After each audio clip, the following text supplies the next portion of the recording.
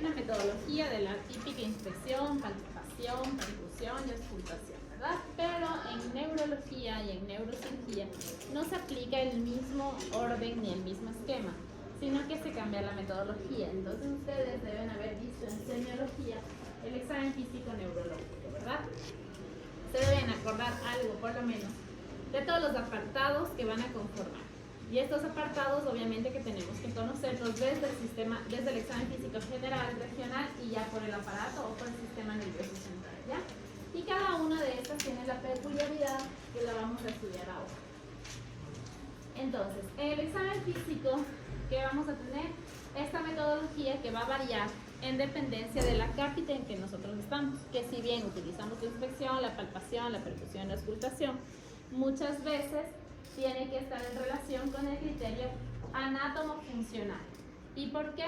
Porque hay pacientes que son psiquiátricos o que tienen problemas psicológicos que hacen trastornos conversivos o que hay muchos que son hipocondríacos y nosotros necesitamos conocer la base anatómica para saber que la manifestación clínica tiene relación con lo que nosotros estamos viendo en la imagen o en los hallazgos neurológicos, ¿verdad? Entonces, del examen físico general vamos a tomar las facies, los tipos de marcha y la actitud. Entonces, el grupo número 2, que es el que expone la siguiente semana, la clase que nosotros vamos a tener, que es la de exposición, les voy a pedir que estén en grupos. Y cada grupo va a traer un algodón, una bolsita de algodón, una agujita, van a traer sal, azúcar, café, limón, rotulitos que diga salado, dulce, amargo, ácido. Y van a traer por grupo un martillo percutor, si es que pueden, los que tienen la agujita de un lado y la escobita del otro, que ahí ya tendríamos lo de, o nos evitaríamos lo del algodón y lo de la cotonetes, depresores, o sea, bajalenguas, y ya. Entonces el grupo número 2 nos va a traer todas las alteraciones que podemos ver en las fases, ¿ya? Entonces una parálisis facial, la miastenia gravis, por ejemplo, y me traen solo los grafiquitos. Y nos dicen, bueno, esta es la fase de miastenia gravis, la fase tetánica, la fase miasténica, ¿ya? En la actitud, ¿cómo describían la actitud de un paciente? De cúbito indiferente u obligado. Y el obligado, por ejemplo, son los opistótonos, en que el paciente está con tétanos y obviamente que está en posición de gatillo, ¿ya? Eso es obligado. Y también nosotros vamos a ver la marcha. Con respecto a la marcha del grupo 2, igual que como hicimos con facies, nos va a traer los tipos de marchas: parkinsoniana, hemipléjica, de polio, todas esas, ¿ya? En tijeras, la marcha de pato, la equinovara. Entonces, en la fascie, ¿qué medimos cuando valoramos fascie? Acuérdense que nosotros tenemos dos mitades, ¿verdad? Que están inervadas por varios nervios, que ya los vamos a ver. Y entonces, si tenemos dos mitades, hay que ver que sean similares, que sean simétricas, ¿verdad? Simetría, el lenguaje extraverbal. ¿Por qué? Porque pueden tener tics, blefaroespasmos, ¿ya? Y la inervación, que eso es importante. La actitud, como les decía, pueden ser de cúbito supino, lateral, indiferente, obligada, pueden ser de cúbito, o sea, sentada, de pie, y que mide la integridad de conciencia. Porque para ustedes estar sentados deben estar conscientes que están recibiendo una clase y que tienen que estar sentados, y no van a estar deambulando por ahí, ¿verdad?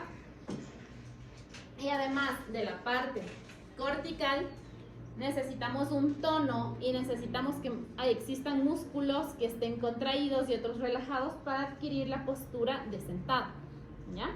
Por ejemplo, cuando nosotros tenemos crisis atónicas, que son tipos de crisis epiléptica, ¿qué hace el paciente? Se desploma, ¿sí? Porque pierden el tono muscular, ¿ya? Entonces aquí vamos a ver también, a más del tono, vamos a ver la confluencia de los nervios, de los centros medulares, y cuando hablamos de centros superiores es corteza cerebral. ¿Bien? La marcha. Cuando me traigan los trastornos de la marcha, es necesario que me traigan la marcha normal. Entonces, de la marcha normal, ¿cómo es el proceso? ¿Qué apoyo primero y qué levanto atrás? ¿Cuál es la distancia de zancada normal y cuál es el ancho que nosotros tenemos de normalidad? Porque, por ejemplo, un cerebeloso camina así para evitar caerse. Y obviamente este no es el ancho normal que nosotros tenemos para dar un paso. Y eso tienen que conocer primero lo normal, para que cuando vean un paciente, digan tiene una marcha táxica, por ejemplo. ¿Ya? Entonces me van a traer la marcha táxica de Friedrich, me van a traer la taxia de Bruns, que es la frontal, me van a traer la marcha táxica cerebelosa. ¿Ya? Entonces, acuérdense que la marcha, obviamente que nosotros gateamos y después nos paramos y de ahí caminamos. Y en ese proceso de desarrollo psicomotriz vamos automatizando también este procedimiento, ¿ya? Y hay una coordinación. Inicialmente la marcha tiene un estado volitivo, es decir, si usted quiere ir al baño y pedir permiso, obviamente que piensa en que tengo que pedir permiso y voy a caminar. Tengo que levantar porque tengo que ir al baño. Pero después se automatiza. No están pensando brazo derecho, pierna derecha, brazo izquierdo. Y hay un balanceo que eso nos van a explicar los compañeros. Y ese proceso de la marcha lo tenemos completamente automatizado. ¿Ya? Por eso es que la taxia, cuando estudiamos taxia, es coordinación. Y cuando yo les digo hay ataxia, marchas atáxicas, ¿qué quieren decir? Marchas descoordinadas al momento de su realización. Entonces, igual que la parte de la actitud que necesitaba la conciencia, la marcha también es un nivel de conciencia, ¿no? Porque nosotros debemos estar integrando que tenemos que caminar, que tenemos que movilizarnos por tal lugar. Y también involucra el acto volitivo, el acto cortical, ¿sí? En la parte motora, las vías cerebroespinales y las vías de la sensibilidad. ¿Por qué? Porque yo no camino igual en este piso que es plano y liso a un piso que sea en el campo, por ejemplo, que tiene irregularidades. La percepción que nosotros tenemos por la planta del pie en donde nosotros estamos nos permite caminar estables, ¿ya? También la visión. Si nosotros no vemos, o alguno de nosotros, Dios no quiera, se queda sin vista, inicialmente va a tener unas marchas atáxicas y también inestabilidad a la marcha, al igual que si sufrimos alguna afectación de oído. Cuando nosotros tenemos una laberingitis y nos da vértigo, andamos como mareaditos, ¿verdad? Y obviamente que eso se refleja en la marcha. Y todo eso ustedes lo van viendo y lo van pensando en el consultorio cuando entre el paciente, la mascarilla. Bien. También vamos a ver que si estamos fracturados, por tanto nuestro sistema locomotor está afectado o la parte articular, no vamos a poder dar la marcha. Y eso es obvio, ¿no? Hay que integrar también lo locomotor y lo vascular. ¿Cuál es la claudicación? ¿Cuál es la diferencia de la claudicación neurógena de la marcha de la vascular?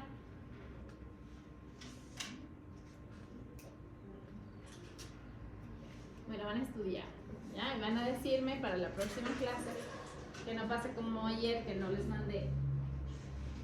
¿Cuál es la diferencia entre la claudicación neurógena de la marcha y la vascular? ¿Ya? Ok. Entonces, el grupo número 2, hablando de sensibilidad.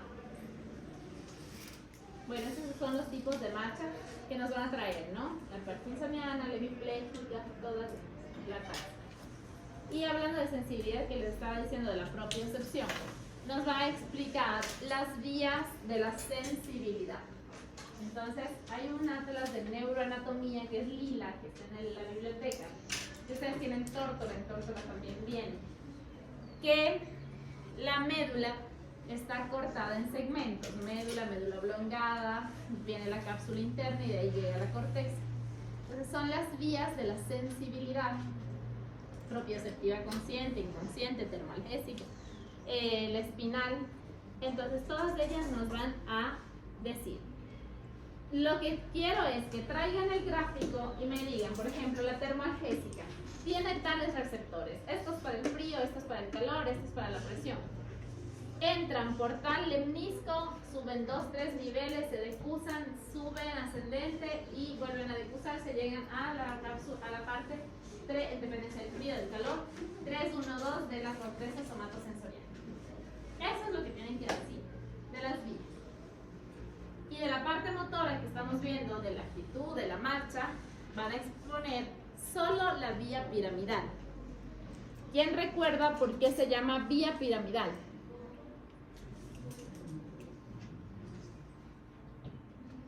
Hay dos razones. Una por las células. ¿Cómo se llamaban? Células gigantes o de Betz, ¿verdad? Que son las piramidales que se encuentran en la corteza motora. ¿Cuál es la corteza motora? ¿Qué número? 4, la motora primaria, ¿verdad? ¿Y dónde está? En el giro precentral. Bien, entonces también tenemos que esta vía se va a decusar en las pirámides. ¿Dónde quedaban las pirámides? De la médula oblongada.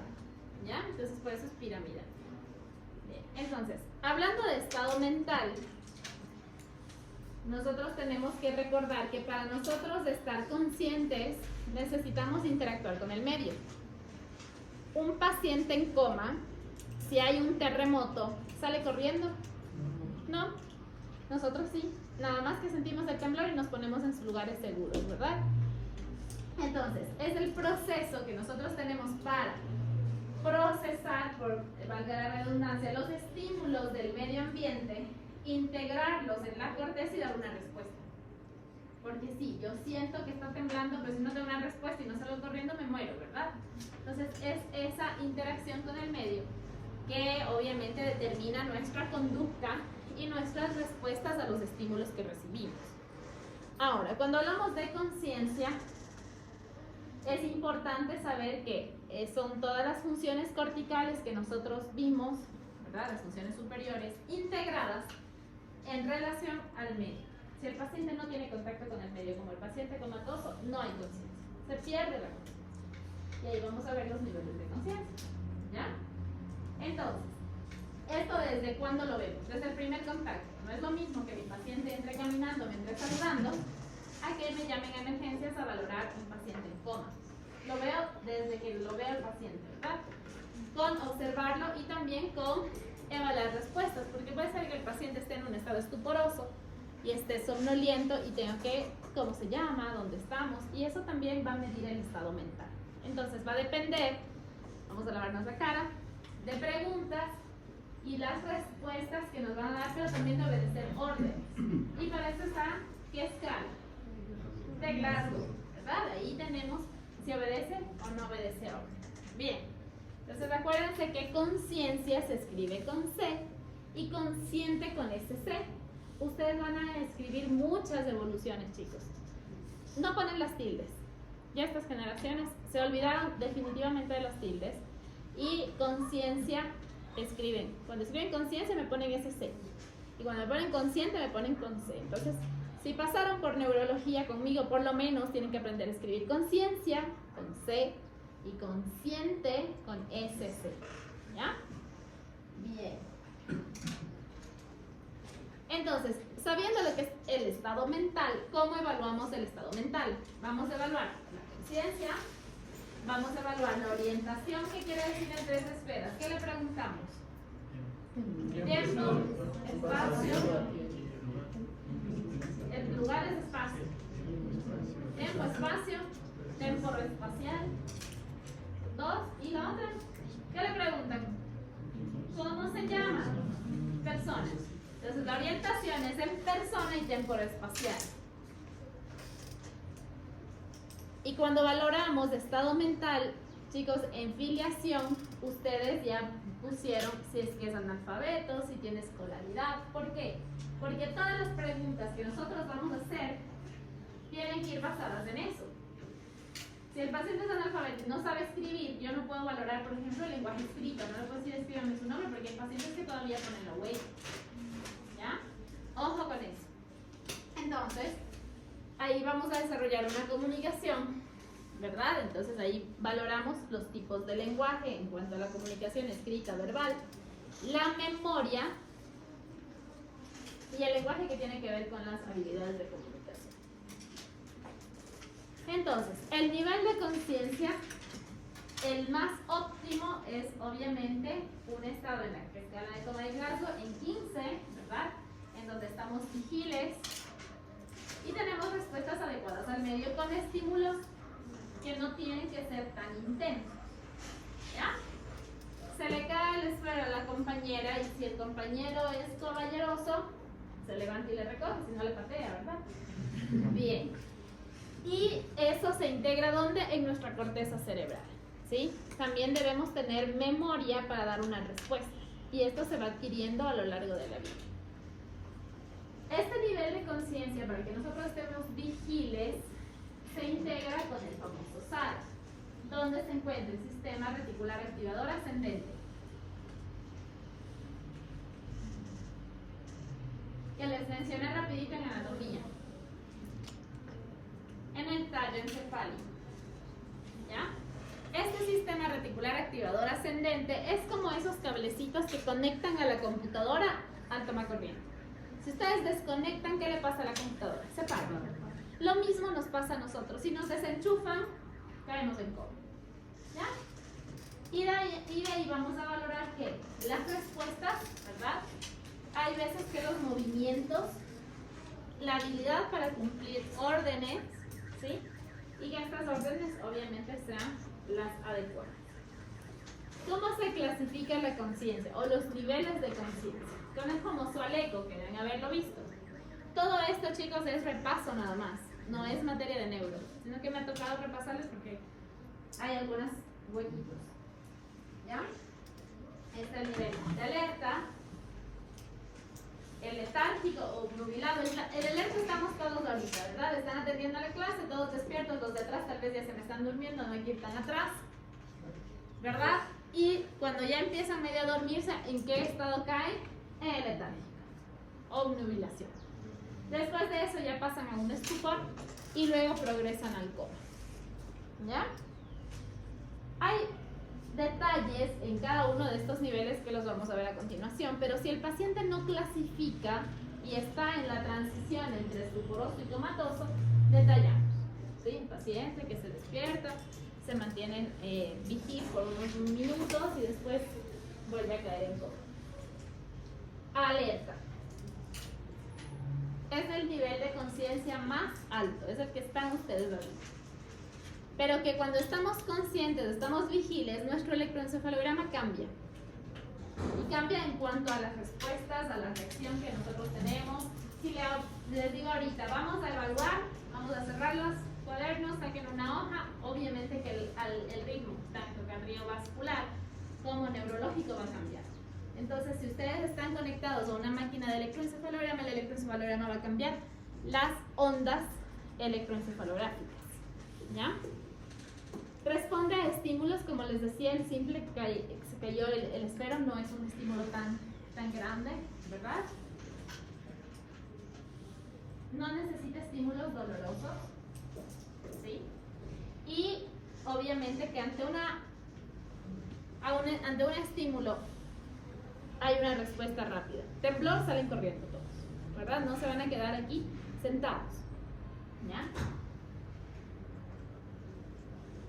El letárgico, ya se aburren de la clase, no durmieron bien de noche, pero que estudiando, entonces que empiezan a dormirse.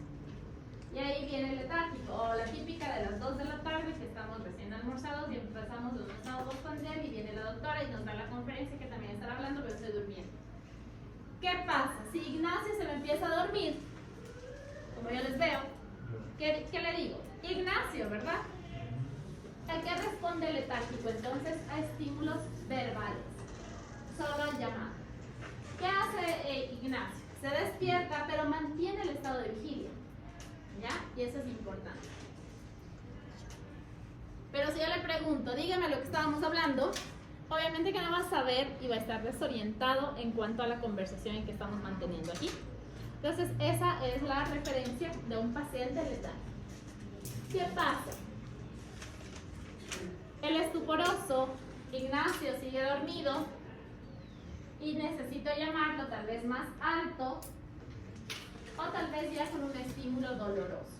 ¿Qué hace Ignacio? Se medio despierta pero vuelve a caer. Todas las respuestas son descoordinadas, son desorientadas o son inequívocas, o si le digo levanta la mano, me queda viendo, cierra los ojos de nuevo. No cumple órdenes. Y el comatoso, aunque yo le haga muchos estímulos dolorosos, puede ser que no obtenga respuesta. Y ahí va a depender de los tipos de coma que estemos. Puede ser un superficial o un profundo. Porque si estamos en 3, ¿verdad? Esa es la escala mínima, porque no hay 0 ni 2, ¿ya? Es 3, entonces obviamente que ahí sí el paciente no va a hacer nada. Entonces en el coma, ¿cuál es la definición operativa del coma? De Glasgow, según la escala de Glasgow. Cuando yo, según la escala de Glasgow, ¿en qué numerito? Yo digo que el paciente está en coma. En 8. A partir de 8. Menor o igual a 8, esa es la definición operativa del coma. ¿Ya? Y entonces el paciente va a estar inconsciente, no va a responder a estímulos verbales, ya necesita estimular y estimular de una forma intensa. Y ya y las respuestas verbales pueden ser muy limitadas o no tener. ¿Ya? Bien, estos son los niveles de conciencia. Vamos entonces para el Glasgow, que acuérdense que tiene 3 respuestas, según la respuesta motora, verbal y ocular, que lo van a ir revisando para las próximas clases, especialmente coma, cuando veamos ya de lleno. De ahí tenemos que la orientación, ¿no? Entonces ya hablamos de orientación. Tienen que primero entender la pregunta los pacientes, ¿no? O sea, para que ellos me den la respuesta, que yo le diga cuál es su nombre, tienen que decodificar ese lenguaje y saber qué le están preguntando, el nombre, ¿no? Y ahí tenemos la interacción entre qué es, entre qué área, cuál es la primera que se debería activar. Yo le digo, ¿cuál es su nombre? Pues tengo que entender primero lo que me están preguntando para yo poder hablar con Karen Brockers. Muy bien. Capaces de realizar exposiciones, en eso, por ejemplo, le pueden preguntar qué hizo el día de ayer. Sí, que claro, va a estar en dependencia de la memoria, del nivel cultural. Hay que valorar las respuestas que pueden ser inapropiadas o no, especialmente en pacientes con Alzheimer. ¿Sí? Siempre se necesita un documento de identificación para corroborar lo que nos dicen, si es que vienen solos o un acompañante que siempre ayuda con el paciente, si no los pacientes confabulan. ¿Ya? Les hacen el super cuento y ustedes se creen, nada de eso es verdad.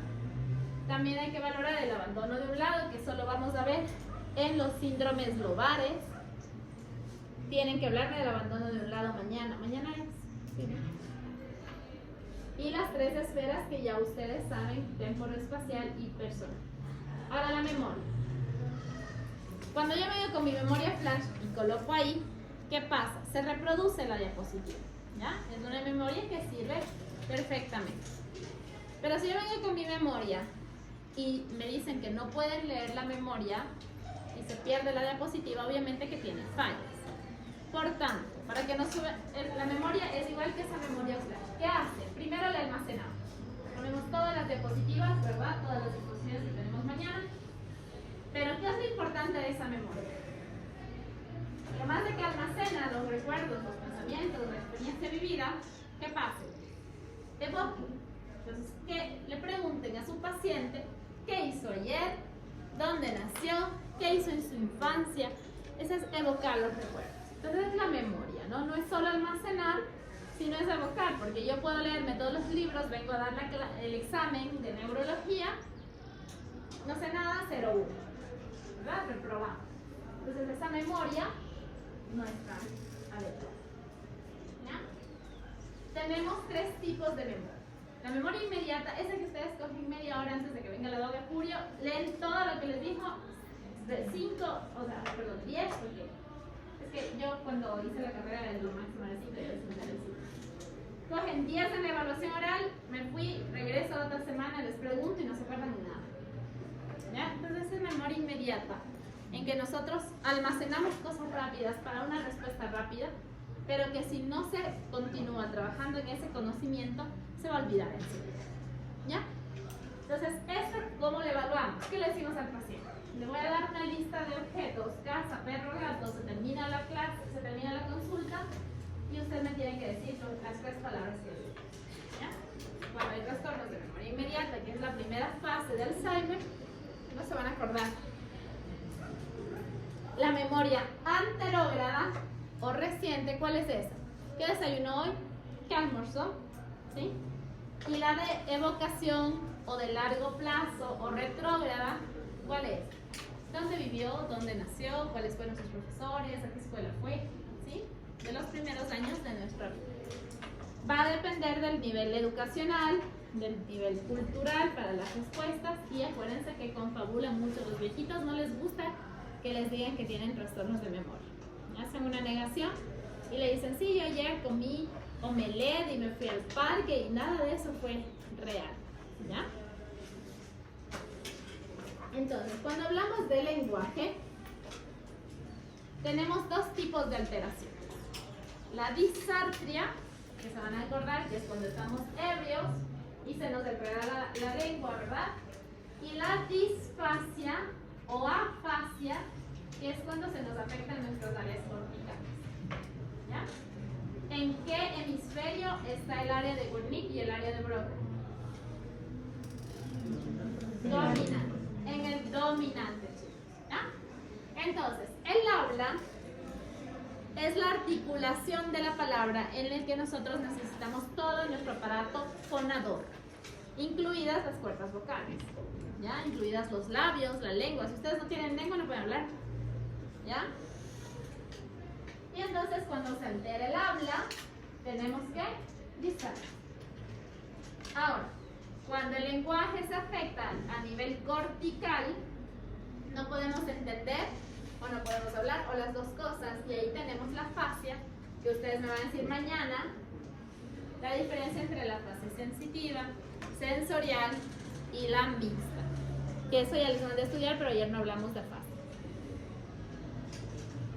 Puede haber apraxia y puede haber afasia.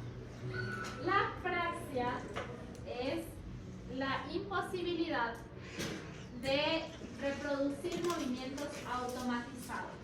Y ahí tenemos apraxia del lenguaje. En la apraxia del lenguaje, generalmente, ustedes le dan un objeto al paciente, el cepillo, digamos, y le dicen, utilice este objeto. Entonces, le dicen, ¿cómo se llama este objeto? El paciente puede reconocer, le puede decir, es un cepillo, ya, utilícelo, y empieza a cepillar, por ejemplo, el pie, que es un cepillo de dientes, ¿ya? O la más típica que les ponen de ejemplo, le dan las medias, el paciente se pone primero los zapatos y después los pies. Esa es la apraxia, ahí habría apraxia del vestir y apraxia del lenguaje si le dan la orden, ¿ya? Entonces, recuerden que el lenguaje es verbal, pero también es escrito, pero también tenemos el extraverbal y que depende también de la visión y de la audición. Hay pacientes que son viejitos, ustedes van y le dicen, señor, ¿cómo se llama? Y el viejito no les responde, ¿no? Y ustedes, ay, está fácil. Entonces viene el hijito y le dice, tiene que hablarle duro, doctora, porque mi papá no escucha. Entonces se acerca bastante y dice, papito, ¿cómo se llama? Y el señor responde. Entonces eso hay que tener en cuenta. Y obviamente lo que habíamos hablado de la comprensión, para yo te dar una respuesta, cualquiera que sea escrita o verbal. La taxia, que les dije que era la taxia, la coordinación. ¿No? Cuando hablamos de marcha les dije la taxia, ¿verdad? Entonces, combina todos los movimientos, ¿verdad? Estructurados, que se integran tanto en la corteza, pero también en el cerebelo y en el aparato locomotor. El cerebelo en la ataxia cumple un centro importantísimo para coordinar.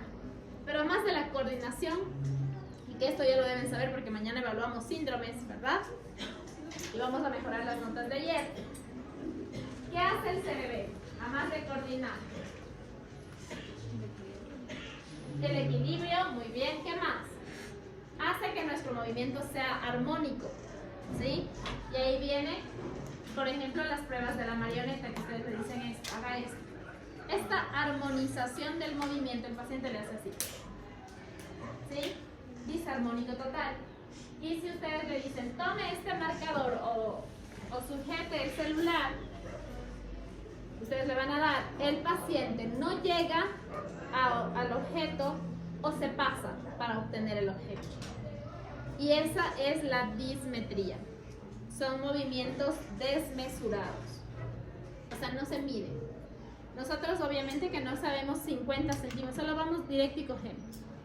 Esa parte de tomar el objeto exactamente, porque yo no estoy aquí o acá, ¿verdad? Controla el cerebelo. Y obviamente cuando se altera, ¿qué vamos a tener? La ataxia, que ¿qué es ataxia? Incoordinación de los movimientos. Entonces, aquí para coordinar, ¿cuál es el centro principal? El cerebelo. Pero para hacer el movimiento, ¿qué necesitamos? Corteza motora obligatoriamente. Las vías de la sensibilidad para la marcha, como ya les expliqué, por eso van a exponernos vías de la sensibilidad, que son las ascendentes, y las vías piramidales, las descendentes. El laberinto, como les dije, si es que tenemos una laberintitis, empezamos con inestabilidad. La visión, ¿verdad? Y obviamente las conexiones hacia el tallo y hacia el núcleo rojo por el extrapiramidal. No van a exponer vías extrapiramidales porque eso va a exponer el grupo que le toque Parkinson. ¿Ya? ¿Cómo examinamos la ataxia? Sí, ustedes sí están entendiendo. Todo esto lo vieron, ¿verdad? Bueno, la ataxia. La ataxia se evalúa con una ataxia estática y tenemos la ataxia dinámica. Las pruebas para la ataxia estática son el Romberg simple y el Romberg sensibilizado. ¿Cómo evaluamos el Romberg? Más o menos. Ya le decimos que se pare y se ponga firme.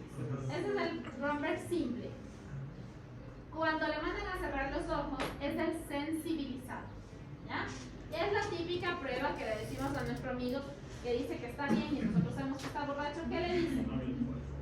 Que haga el 4. Entonces el paciente empieza con, ¿verdad? Entonces haga el 4. Obviamente que si tiene un paciente de 92 años no le van a decir que haga el 4. ¿Qué le dicen? Cierre los ojos. Incluso poner un pie delante del otro el paciente no puede en esta edad, porque se pierde la propiocepción a los 92 años, o sea en los adultos mayores. Bien, y de ahí tenemos las dinámicas. ¿Quién me dice cómo era el índice de Varane? Chicos, sí se deben acordar, voy a hablar con semiología. ¿Qué hace? Tocar los puntos de los índices, ¿verdad? Entonces, el examinador se pone de frente y ¿qué le dice al examinado? Baje y suba a topar los dedos índices, ¿no? Índice, índice, ¿verdad? Tenemos también pulgar, dedo, dedo, dedo. Tenemos índice, nariz, ¿verdad? ¿Cuál tenemos? La prueba de la diadococinesia, que es la de las marionetas, que la pueden hacer en sus manos o sobre sus muslos, y ahí valoran los dos lados. Y talón rodilla. Entonces el paciente está acostado y le dicen que el talón lo deslice a tocar la rodilla. ¿Ya? Bien. Romper simple, sensibilizado, dedo, dedo o dedo pulgar, índice, índice, índice, nariz, índice de Varane, talón rodilla y la diadococinesia. Cuando hay alteración en la diadococinesia, ¿cómo se llama? Puede ser adiadococinesia, no tiene coordinación, o disdiadococinesia si es que hay una dificultad para hacer. O sea, lo logra hacer, pero como que con dificultad. La adiadococinesia es de ese paciente todo cerebeloso que no logra hacerlo. ¿Ya? Praxia. ¿Qué era la praxia? Que les expliqué en lenguaje. La capacidad de hacer movimientos automatizados, ¿verdad? Previamente aprendidos. Cuando ustedes les enseñaron de niños a cepillarse los dientes con doctor Colgate, ¿se acuerdan del conejito? ¿Cómo era? Los dientes hacia arriba y las molitas circular. Ahora cuando ustedes se levantan, no es que están pensando que el doctor Colgate lo hacen rápido, ¿verdad? Cuando fueron a la... Sí, hay algunos que hacen así y acaban con sus esmaltes y no hacen el circulito. Bien, entonces, cuando fueron a aprender cómo manejar en la escuela de conducción para cambiar marchas, que había que presionar el embrague, ¿verdad? Si no se llevan la caja, ¿verdad? Ahora cuando ustedes van a manejar, puede ser que también a veces no dicen bien, pero es algo automatizado. Cuando empezaron a manejar, había veces en que en vez de frenar, ¿qué hacían? Aceleraban, ¿verdad? Bien, eso a todos, creo, bueno, algunos nos puede haber pasado, ¿verdad? Pero ahora ya no pasa, ya saben dónde están los pedales, ¿sí? Entonces, ese conocimiento, ese aprendizaje previo se automatiza, ¿ya? ¿Y cómo nosotros lo valoramos? Con los movimientos transitivos, intransitivos y los imitativos. Entonces, transitivos, ¿qué quiere decir? Medio un objeto. Tome agua, le dan un vaso de agua, el paciente toma el agua. Pero hay pacientes que ustedes le dan el agua y botan, ¿ya? Movimientos intransitivos, solo una orden, y para esto es los datos de filiación. ¿Qué es lo más común? Haga la señal de la cruz y el paciente es ateo. Yo tengo que saber que no le voy a mandar a hacer la señal de la cruz, sino un saludo militar, cualquier cosa. Y en los imitativos, no media objeto, no media orden, solo le dicen, haga lo que yo hago. Entonces le hacen algo y el paciente repite el mismo movimiento, ¿ya? Lo que ustedes hacen con TikTok. Motilidad. Motilidad, ¿qué vía es? De las que van a exponer. Vía piramidal, ¿verdad? Cuando hablamos de parte motora, es el área de 4, ascendente precentral. ¿Y qué vía es? Piramidal. Y ya saben por qué es piramidal, ¿ya? Aquí tenemos dos tipos de movimientos, los cinéticos y los estáticos. En estos estáticos interviene el extrapiramidal, ¿ya? En los cinéticos, en los que nos vamos a mover, ¿cuál es la motoneurona? La periférica, y la vía, la piramidal. Entonces, en la cinética, existe la motilidad involuntaria y la motilidad voluntaria. En la involuntaria están los extrapiramidales y el arco reflejo, y en la voluntaria el piramidal. La voluntaria. Tenemos la voluntaria activa y la voluntaria pasiva. Entonces, en la activa vamos a hacer todos los ángulos de movimiento, en las articulaciones obviamente, a lavarse la cara. Entonces, ¿cómo le mandamos a decir al paciente? Mire hacia atrás, hacia abajo, a un lado. No le va a decir, a ver, hiperflexione la región cervical, ¿no? ¿Verdad? ¿Ya? O reduzca el brazo, no le van a decir eso, ¿ya? Y la segmentaria, ¿cómo la hace? ¿Qué es lo típico cuando un paciente está hemipléjico y quieren medir la fuerza muscular? ¿Qué le dice? Aprieta la mano, ¿verdad? ¿Qué pasa? Si ustedes le dan la mano completa, especialmente los cirujanos nos cuidamos mucho las manos, ¿verdad? Si es un albañil, le puede fracturar los metacarpianos, ¿ya? Entonces no se da toda la mano, se da solo estos dos dedos. Obviamente las mujeres, o bueno, a veces los hombres también utilizan, hay que sacarse los anillos, porque pueden lesionar. Entonces, ¿qué hacen? Presione aquí, presione acá, o siempre cruzado, porque acuérdense que mi derecha es la derecha de acá, ¿ya? Y percibimos la presión del paciente. En la parte muscular segmentaria, en los brazos, ¿qué hacemos? La resistencia, ¿verdad? O le decimos que patee, por ejemplo. Y tienen que poner siempre un pie detrás y hacer fuerza, porque si las bacterias botan hacia atrás, ustedes no están bien parados. ¿Ya? En la voluntaria activa, ¿cuáles maniobras conocen? Barré y Mingancini se tienen que acordar. Pues Barré, ¿verdad? Mingancini, del miembro superior. Y en miembros inferiores, ¿cómo era? Si tengo aquí la camilla de prono Barré, y si tengo Mingancini, la camilla acá, supino Barré. Siempre haciendo, ¿qué? 90 grados. Entonces tienen que saber cuál es en la que pongo prono al paciente y en la cual le supino. Mingancini. Y les dije que había una voluntaria, esto dentro de la cinética, ¿verdad? Pasiva, que es el tono. El tono muscular está dado por quién.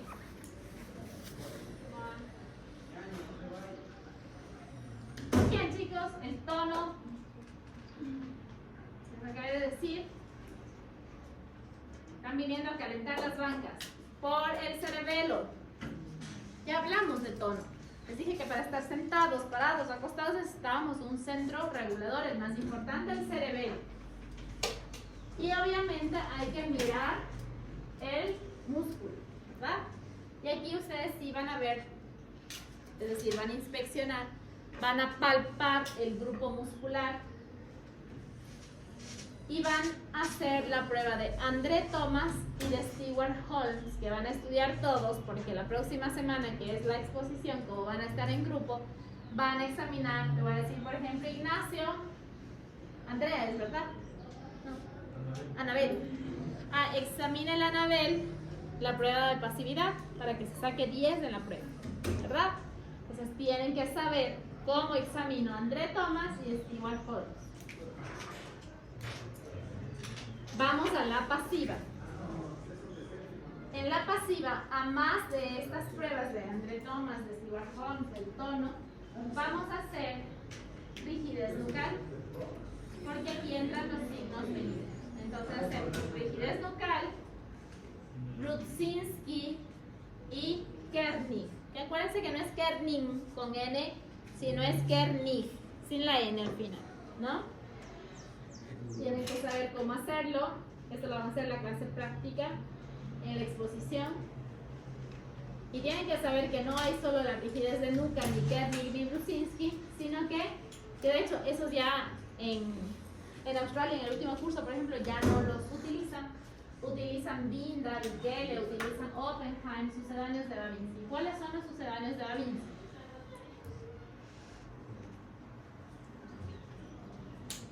Chicos, les toca estudiar un montón. La otra clase yo dije, este grupo sabe bastante, y ahora ¿qué les pasó? Nada. Examen físico, cri cri. Mal, les digo pésimo el feriado. Entonces, ¿cómo valoran Shadow?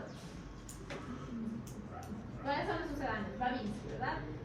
¿Qué es el Babinski? El reflejo medio plantar. ¿Bien? Y de ahí tiene sucedáneos. Los sucedáneos de Babinski son Shadow, Gordon y Schaffer. Oppenheim. ¿Ya? Entonces, pueden revisar esta tabla y ustedes tienen ahí todos los signos meningios y tienen acá Oppenheim, Shadow y Gordon. ¿Ya? Oppenheim con estos dos dedos, con los nudillos, deslizan por toda la parte de la cara anterior de la pierna y va a generar el mismo reflejo, o sea, la misma respuesta que un Babinski. El Babinski, ¿hasta qué edad tiene duración? Nacemos con Babinski todos, pues es un sistema inmaduro, hasta los 2 años. Shadow van a presionar, ¿verdad?, el ligamento aquileo, y Gordon se va a acordar del gordito y van a presionar el gemelo, los gemelos. ¿Ya? Entonces con una presión ustedes logran sacar el Babinski. La involuntaria es todo lo que vamos a ver en extrapiramidal. Ahí ustedes tienen los tics, corias, balismos, parkinsonismos, blefaroespasmo, ¿sí? ¿Y por quién va a estar controlada? ¿Por qué sistema? Que les dije, esta vía la van a estudiar en Parkinson. extrapiramidal. ¿Ya? El trofismo. El trofismo va a medir tres cosas. Una, la integridad locomotora, o sea, la movilidad. La parte vascular, porque si no tienen buena irrigación, la piel, ¿cómo va a estar de un diabético? Cianótica, ¿verdad? Sin vellos. Y la parte de la inervación. La neuropatía diabética es la primera complicación que tiene un diabético. Y de ahí empieza el pie diabético y la amputación. Terminan con el pie. ¿Qué hay que inspeccionar? La humedad, la turgencia, eso deben haberlo visto y descrito en piel. Los pigmentos, la distribución de los vellos, de las uñas, ¿verdad? Si hay erosión o ulceración, palpar la parte muscular, porque igual cuando se atrofian que generan luxaciones o subluxaciones articulares. Entonces, si el paciente hace CrossFit, ¿cómo tiene el músculo? ¿Cómo va a estar el trofismo? Hipertrófico. Y si es que no hace nada y está hemipléjico, ¿qué le pasa? Se atrofia, ¿verdad? Los compañeros del grupo 2 nos van a traer una tablita que ya viene hecha, no tienen que ir a hacerla. En el Greenberg lo pueden revisar, ahí está. Es el manual de neurocirugía. O en cualquier PDF de Google académico. Hay muchas tablas hechas por estudiantes que están mal.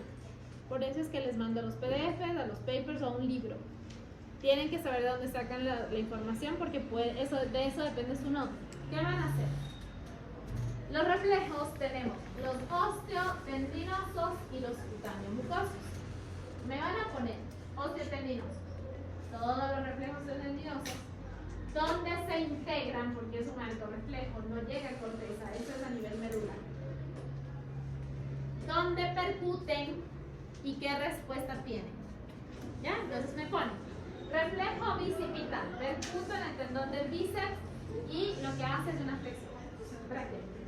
¿Ya? Eso es lo que se integra así. Punto. Entonces, eso ya viene hecho, esa tabla. Y los reflejos cutáneo-mucosos igual. El conjuntival, corneal y estornudatorio, ¿de qué nervios son? Del trigémino, por ejemplo. Entonces tienen que ponerme la vía. ¿Ya? La sensibilidad, tienen que ponerme en las vías de la sensibilidad los receptores y la vía.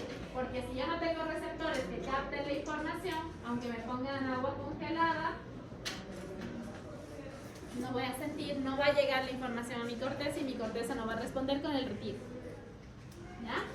Tenemos la sensibilidad esteroceptiva, propioceptiva, consciente e inconsciente, las interoceptivas. Y de ahí ustedes van a ver los trastornos, por ejemplo, si ustedes hacen una palpación con una motita de algodón y el paciente le duele, esa es una hiperestesia o una alodinia. ¿Ya? Vamos a hablar de la sensibilidad epicrítica, protopática, consciente e inconsciente, y acuérdense que si es que el paciente no siente, ¿qué es? Si le ponen a ustedes lidocaína para extraer la muela para que no siente, ¿qué le están haciendo? Anestesiando, por tanto tienen zonas de anestesia. ¿Ya? ¿Con qué lo valoramos? La táctil térmica dolorosa. Obviamente la térmica no la vamos a hacer, debería ser en tubitos de ensayo con agua caliente y fría. Y con la térmica, perdón, la dolorosa, está el compás de Weber, que lo ven ahí, que lo que hace es mover esta rodelita que tienen agujitas y que limita la presión, porque obviamente ustedes van a hacer comparativo y le van a decir, este pinchazo es lo mismo que este, puede ser que aplicaron más presión aquí. Entonces este compás lo que hace, perdón, esta ruedita que es de Wattenberg, lo que hace es limitar la parte subjetiva objetiva del examinador. Ya limita la presión suya y obviamente es una presión constante que se va a aplicar en la piel. ¿Ya? La sensibilidad profunda. En la sensibilidad profunda Vamos a tener la barognosia. ¿Cómo hacen la barognosia? Chicos, esto es pregunta de examen. ¿No les preguntaron esto? ¿No vieron examen físico? Sí. Barognosia al peso. Le ponen una piedra y le ponen un papel con los ojos cerrados. ¿Cuál pesa más? La piedra. ¿Ya? Entonces, obviamente, todo con los ojos cerrados. La parestesia. ¿Qué es la parestesia?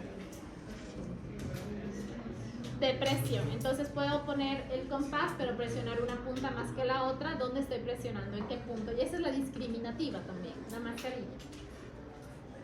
La batiestesia. Buenas tardes. ¿Qué hacen? Le van a decir, esto es para arriba, para abajo, para un lado, para el otro. ¿Ya? Le dejan hacia arriba, ¿dónde está el dedito? ¿Ya? Hacia arriba. Entonces, esa es la sensación de posición de cualquier extremidad. Pueden hacer con la extremidad, con el dedo. La palestesia, se van a acordar del palito del diapasón. Se van a poner a vibrar y siempre en eminencias óseas para que sientan la sensación de vibración. La esterognosia, le dan un lápiz y le dan unas llaves con los ojos cerrados que distingue qué objeto es. El lápiz es un... Y la sensibilidad dolorosa profunda, que es en base a los ligamentos. Nervios craneales, que es lo más bonito, ¿verdad? Entonces, de los nervios no les voy a mandar con todas las déficits que tenemos, no les voy a mandar a aprenderse los núcleos, ¿sí? Que tenemos en tallo, pero sí que ustedes sepan cuáles son los sensoriales, cuáles son motores, cuáles son mixtos y cuál es o dónde está el origen del nervio. ¿Ya? Eso por lo menos tienen que saber. Entonces, ¿cuáles son los órganos del sentido? El olfatorio, ¿verdad? El visual, el auditivo. Entonces, ¿qué tenemos? Como sensoriales vamos a tener el nervio olfatorio, el óptico y el vestíbulo coclear. Los motores, es decir, solo hacen movimientos. ¿Qué vamos a hacer? ¿Cuáles van a ser? Los oculomotores, ¿verdad? Esos que utilizan ustedes para ver la prueba de lado. 3, 4 y 6. A más de estos, ¿cuáles tenemos? ¿Cuál es este?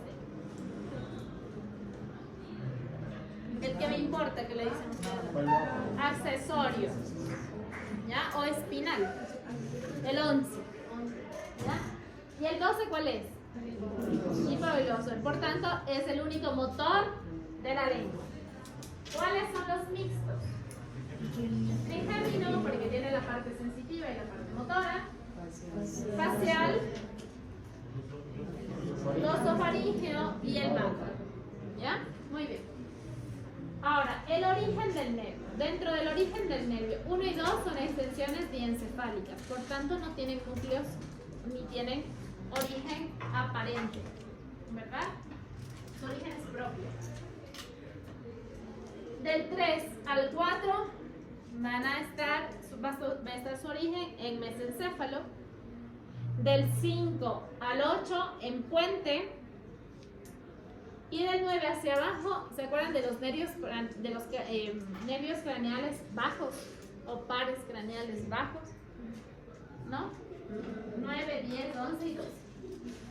Entonces, siempre que ustedes escuchen, se tomaron los pares craneales bajos, son estos. Y están en puente. Y hay un riesgo de fallecimiento del paciente porque el bulbo, perdón, no está en puente, está en bulbo. Está en bulbo. Y hay un riesgo de fallecimiento, ¿por qué? ¿Qué estaba en el bulbo? Centro cardiovascular y centro respiratorio. Hacen una parada cardiorrespiratoria y fallecen los pacientes. ¿Ya? Ojo con eso. Bien.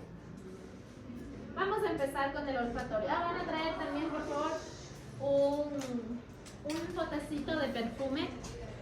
Café si les mandé, ¿verdad? Si les dije, ¿ya? Tienen que ser, para la medición o la valoración del olfatorio, tienen que ser sustancias, una, conocidas, pero otras que no sean irritantes y no generen daño a la persona. Me van a poner etanol. Bien, entonces, antes de hacer el examen físico del nervio olfatorio, ¿qué le hacen al paciente?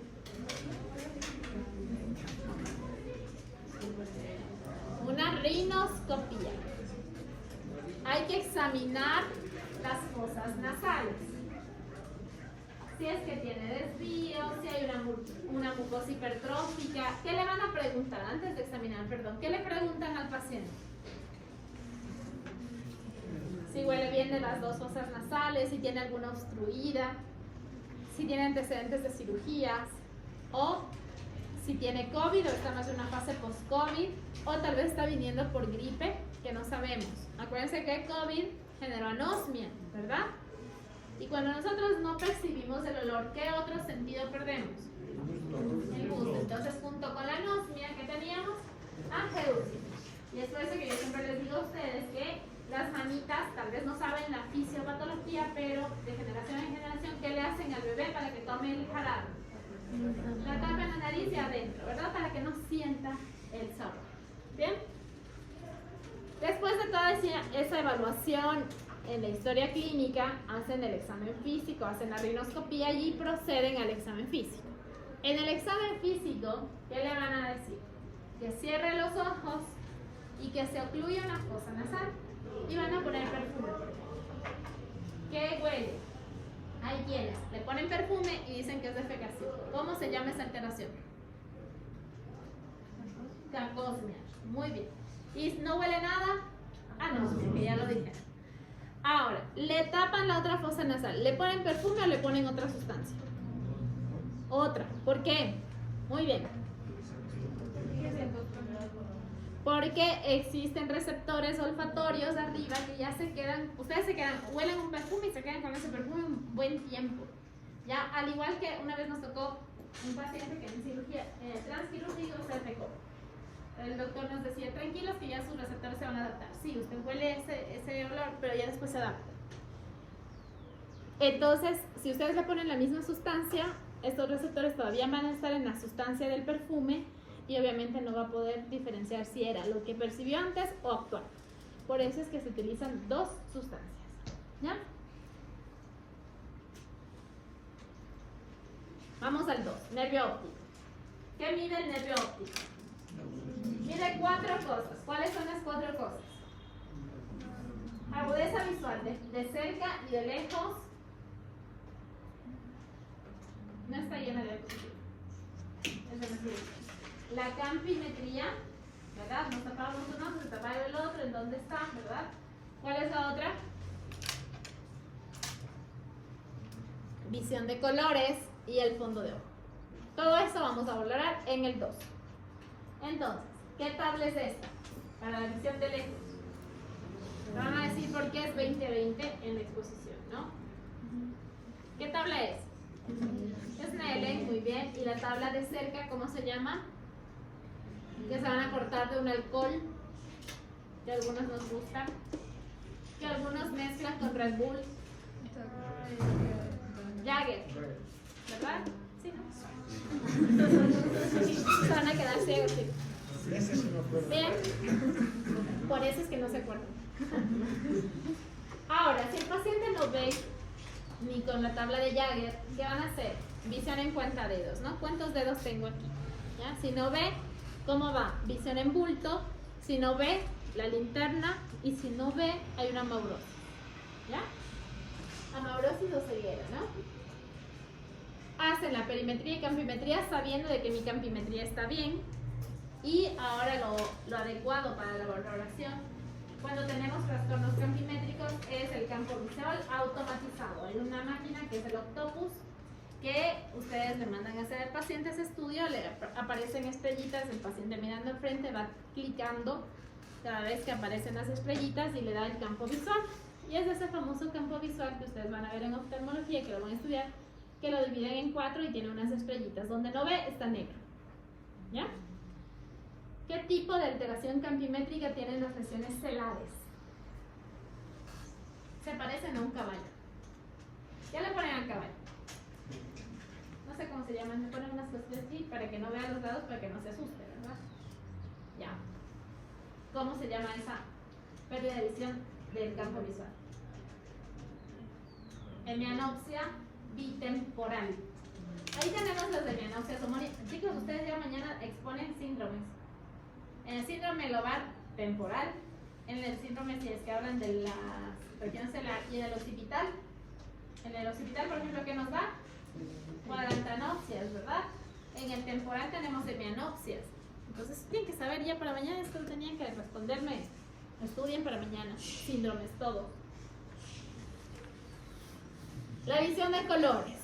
¿Con qué nosotros medimos? Con los discos de Ishihara, las madejas de Holmgren. ¿Y cómo hacemos el fondo de ojo? Obviamente con el oftalmoscopio.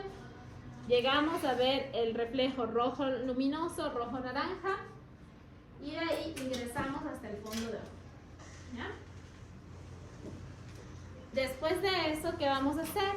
Vamos a valorar ya cuando entramos al fondo de ojo la mácula, ¿verdad?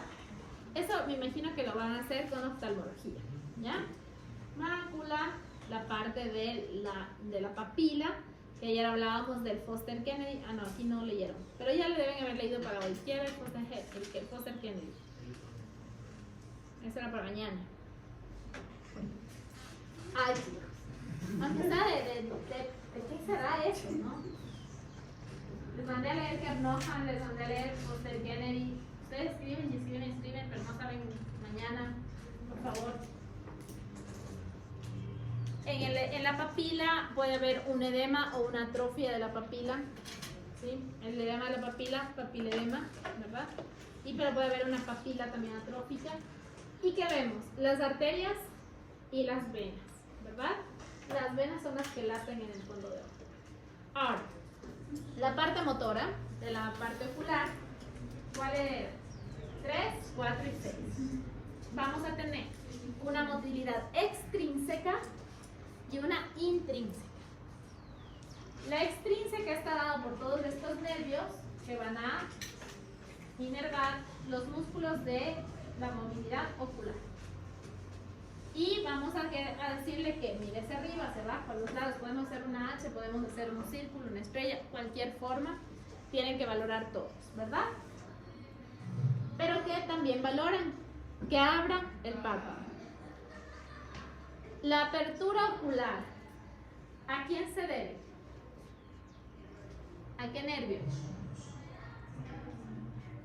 Apertura ocular. El 3, oculomotor. ¿Ya? Entonces, la comunicante anterior está aquí. El 3 está aquí. De la arteria comunicante anterior sale un aneurisma y me comprime el tercero. ¿Cómo viene el paciente?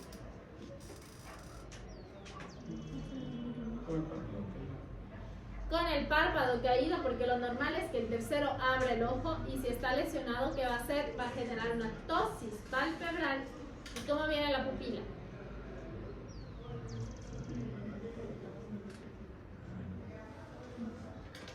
Midriática, dilatada. Muy bien. Porque el tercero va a intervenir en la motilidad intrínseca y por tanto hay que valorar la pupila. La pupila a la luz, ¿qué hace? Se contrae, ¿verdad? Entonces cuando pongo la luz se contrae.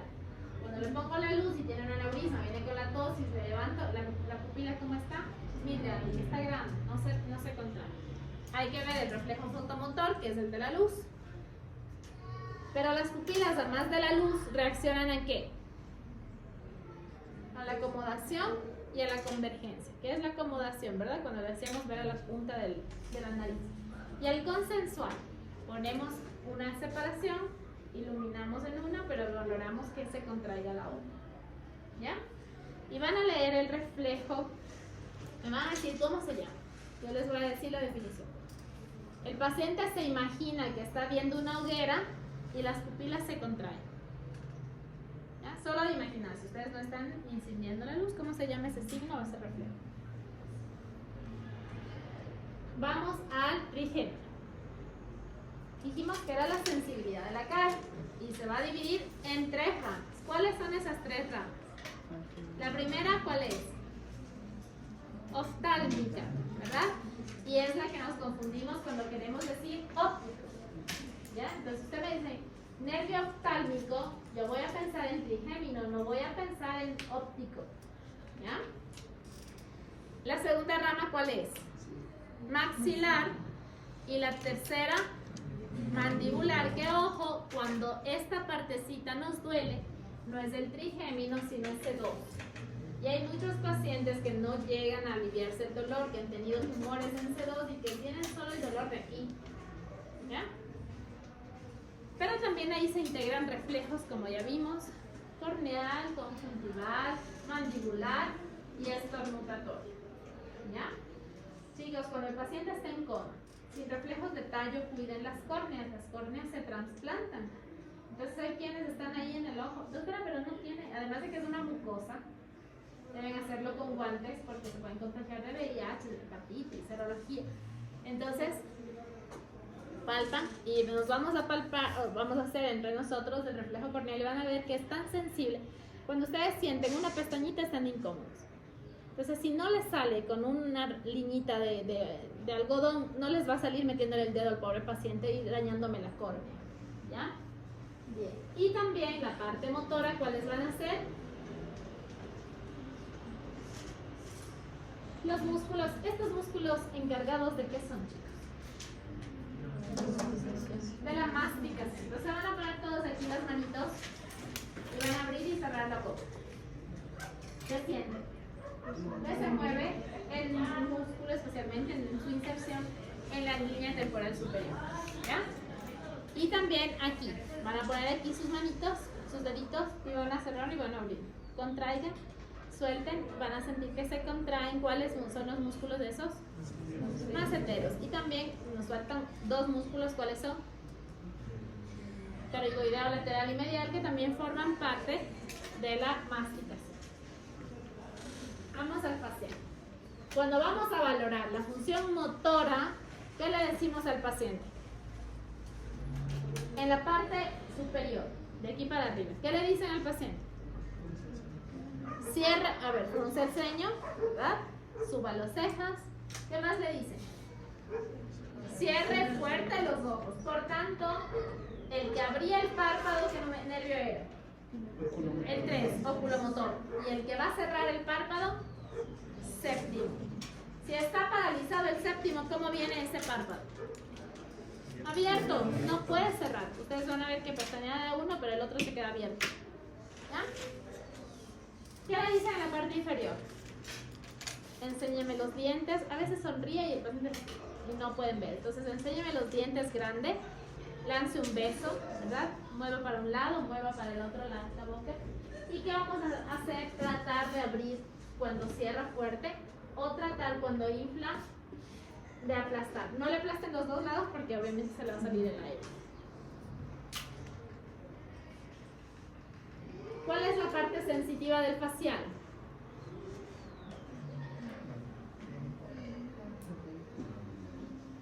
¿Cuál es la parte sensitiva?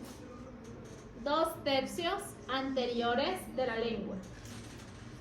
Y ustedes saben que todas las glándulas salivales captan todos los sabores. Están especializadas para todo. Pero hay algunas que están acumuladas, por ejemplo en la punta para el sabor dulce, en los lados para el sabor ácido y salado, y atrás, ¿de qué nervio es?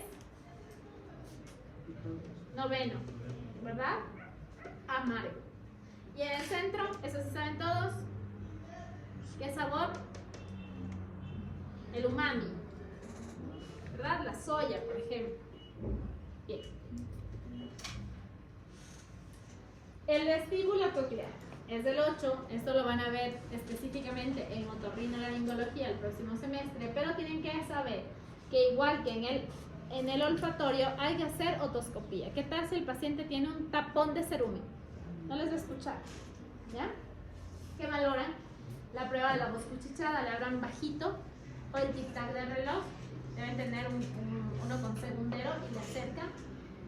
La prueba de Weber, colocamos el diapasón en la mitad, ¿verdad? ¿Y qué hace? Debe escuchar a los dos lados, a los dos oídos igual, por igual. Riné, acuérdense que mide la parte ósea y la parte aérea. Entonces, la aérea es del doble que la conducción ósea. Ponen en la mastoides, le dicen que le avise al paciente cuando termina de escuchar, le ponen adelante y va a seguir escuchando la vibración. Y la prueba de Swabatch, que es combinada comparada con el examinador, que el examinador obviamente, igual que en la campimetría, tiene que estar adecuada su audiometría. Y este cuadrito les ayuda a diferenciar una alteración conductiva ósea de una alteración neurosensorial cuando se afecta el nervio, según la prueba de Weber, de Riné y de Schwager. Entonces, en la porción vestibular, ¿qué nos da la porción vestibular? El equilibrio, ¿verdad? Entonces, vamos a valorar nistagmo, que eso lo vemos en vértigo, el Romberg, el índice de Varani, que eso lo veíamos en ¿qué? Taxia estática y taxia dinámica. Le mandamos a caminar una línea recta para ver si hace una zigzagueante o hace una estrella de Babinski. Y las pruebas calóricas, que generalmente ya no se hacen, se introduce calor con la jeringa y frío. Los ojos huyen del frío. Y eso lo vamos a utilizar en los reflejos cuando estemos viendo coma y degradación cefalocaudal. Inyectan hielo, el paciente mira acá, ¿ya? Porque huyen del frío. El glosofaringeo era el tercio posterior, que sabor era amargo de la lengua, el tercio posterior de la lengua, ¿verdad? Pero la porción motora va a estar en relación con los reflejos y las respuestas de los pilares amigdalinos y del paladar. Y ahí tenemos el fenómeno de Werner. ¿Qué le dicen al paciente? Abra la boca y diga A, y van a ver cómo asciende el paladar. El reflejo faríngeo, ¿sí? ¿Qué hacen en el reflejo faríngeo? Tocan al nivel posterior de la faringe y van a producir náusea o vómito, ¿verdad? Y en el reflejo carotídeo. Este era el reflejo que nunca habían hecho ustedes en la escuela, pero son muy lindos, ¿verdad? Muy tranquilitos. ¿Dónde estaba el bulbo carotídeo? Aquí, pero ¿qué es eso? ¿A nivel de quién? C4, muy bien. O cartílago tiroides. Perfecto. Entonces, ahí que teníamos en el bulbo. Varoreceptores, los receptores de la presión, que si les presionan, ¿qué hacen? Baja frecuencia, baja TA y generan el síncope. Bien, cuando nosotros valoramos el séptimo en la parte sensorial, nosotros valoramos igual la sensitiva del glosofaringeo, porque no van a estar con el paciente abra y cierra la boca con la lengua, ¿verdad? Se hace todo junto, ¿sí? Según la lengua, pero ustedes saben que 2 tercios anteriores es de séptimo, tercio posterior es de noveno, ¿ya? El décimo va a valorar, es el nervio más largo de nuestra economía, y lo que valora es el paladar blando, la úvula, que es central. Entonces solo con decir le diga A y que la úvula esté central, hay veces que la úvula se va hacia un lado, está paralizada el vago, los velos del paladar, el mismo reflejo faríngeo nauseoso. Cuando se nos va un poquito el cepillo hacia atrás, tenemos náusea, ¿verdad? Bien. Las maniobras vagales, que ya les dije, el reflejo óculo-cardíaco, ¿verdad? Y el carotídeo. El carotídeo ya lo vimos, ¿ya? El carotídeo se comparte con noveno y con décimo. Y el óculo cardíaco es apretar los globos oculares, y va a pasar lo mismo que con el carotídeo. Va a descender TA, va a descender frecuencia, el paciente va a caer en 5. Y las cuerdas vocales, que la normalidad es que se abran juntas, ¿verdad? Y se cierren juntas. Aquí tenemos una parálisis unilateral y aquí tenemos una parálisis bilateral de las cuerdas. El 11, ¿qué nervio es? Accesorio o espinal. ¿Y qué es? ¿De qué tipo? Motor puro. ¿Qué músculos inerva? ¿Qué músculos inerva, chicos? Esternocleidomastoideo y trapecio. Entonces, ¿cómo valoramos el trapecio? Le dicen como, diga como no me importa, ¿verdad? Levanten los hombros y ustedes se oponen a la fuerza y valoran. Y la otra se oponen a la lateralidad. Entonces, ponen la mano y van a ver el esternocleidomastoideo de un lado y del otro, ¿ya? Hay que palpar el músculo y el hipogloso era también motor puro de la lengua, ese que les hace hablar todo el día. Es este. Cuando le dicen te voy a cortar el 12, ya saben qué es porque habla mucho. Entonces, ¿qué van a ver? Van a ver la lengua, especialmente le van a decir abra la boca y van a ver dentro la lengua si es que fibrila o no. Si es que fibrila es signo patognomónico de qué enfermedad? De la esclerosis lateral amiotrófica. ¿Ya? Le van a decir, ahora saque la lengua y ¿qué hace? Cuando saca la lengua generalmente la punta va al centro. Acuérdense que la lengua está formada por dos mitades musculares. Entonces, si es que hay una parálisis, ¿qué va a pasar? La punta en vez de llegar al centro se va a desviar a la otra mitad. ¿Ya? Y van a valorar la fuerza muscular. ¿Cómo valoran la fuerza muscular? ¿Qué le dicen al paciente? Que saque que empuje su mejilla con la lengua y ustedes se contraponen. Y entonces del otro lado igual. Y miden la fuerza muscular. ¿Ya? ¿Dudas, chicos? ¿No? Se lo saben todo. ¿Ya? Mañana es síndrome, chicos. Necesito que estudien síndrome. Necesito que estudien lo que les tendré a leer. Y estudien examen físico para la próxima semana. ¿Bien? Gracias.